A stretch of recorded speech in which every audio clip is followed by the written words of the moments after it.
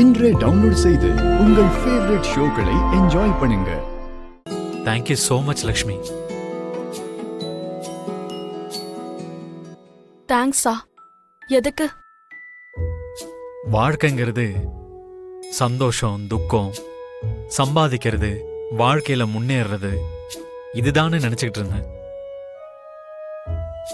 ஆனா வாழ்க்கைனா தியாகம் செய்யறது, இன்னொருத்தங்களை பத்தி யோசிக்கிறது, நமக்கு பிடிச்சவங்களுக்காக எவ்வளவு தூரம் வேணாலும் போகலாம்.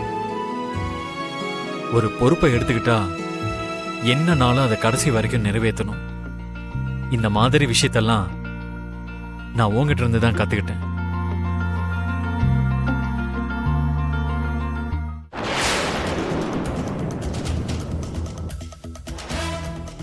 அண்ணா ரைட்ல போற? நோ, இன்னைக்கு இந்த டீலை முடிச்சு விட்டணும்னா. எல்லாத்துக்கும் மேல இன்னைக்கு சஞ்சனா எங்க கூட இருக்கான்னா அதுக்கு நீதான் காரணம். அவளோட உயிரை காப்பாத்துன, எவ்வளவோ அவமானங்களை தாங்கிக்கிட்டேன்.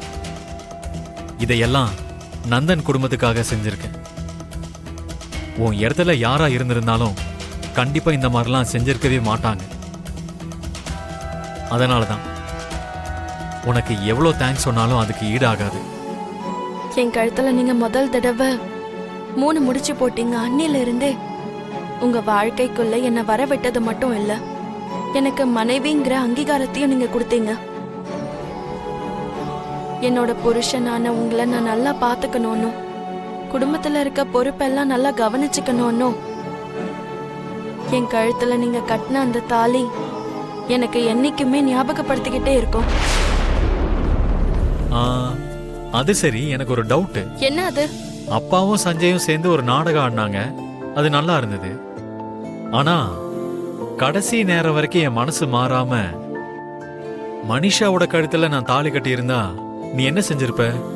நீங்க மனிஷா கழுத்துல தாலியை கட்ட மாட்டீங்கன்னு எனக்கு முன்னாடியே தெரியும்.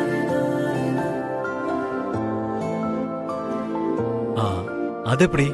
நீங்க என்ன கூப்பிட்டு கோவமா திட்டும் போதே எனக்கு தெரியும். முகூர்த்த டைம்க்கு கரெக்டா நீங்க என் கழுத்துல தான் தாலி கட்டுவீங்கன்னு நினைச்சேன். இவ்வளவு கான்பிடென்ட்டா எப்படி இருந்த? இங்க பாருங்க, என் மேல வெறும் கோவம் மட்டும் இருந்திருந்தா நீங்க என்ன கூப்பிட்டு திட்டி இருக்கவே மாட்டீங்க. என்ன கூப்பிட்டு வச்சு திட்டி இருக்கீங்கன்னா என் மேல கோவம் மட்டும் இல்ல, அதை விட 10 மடங்கு என் மேல உங்களுக்கு பாசம் இருக்குன்னு தெரிஞ்சது. ஆனா இப்போ ஒரு உண்மையை சொல்லியே ஆகணும். நீங்க கோவப்படும் போது எந்த அளவுக்கு அழகா இருந்தீங்க தெரியுமா? ஐயோ உண்மைதாங்க. நான் இன்னொருத்தனை கல்யாணம் பண்ணிக்க போறேன்னு தெரிஞ்சதும் என்ன செய்யறதுன்னே தெரியாம கவலையில இருந்தீங்க. அதுவும் என் மேல ரொம்பவே கோவப்பட்டீங்க. அப்ப உங்களை பார்க்கும் போது ரொம்ப அழகா இருந்தீங்க. அப்படியே முத்தமே கொடுக்கலாம் போல இருந்தது. அப்படின்னா நீ அப்பவே முத்தம் கொடுத்திருக்கலாமே. அந்த முத்தத்திலேயாவது என்னோட கோவம்லாம் கரைஞ்சு போயிருக்கும். அப்படி கொடுக்கற நிலைமை வந்தா ஒவ்வொரு தடவையும் கொடுத்துட்டே தான் இருக்கணும். அது சரி, ஃபார்ம் ஹவுஸ்க்கு இன்னும் எவ்வளவு தூரம் இருக்கு? இன்னும் ரொம்ப தூரம் காட்டுது லக்ஷ்மி. ஆனா பக்கத்துல நீ இருக்கையில தூரம் தெரியாது.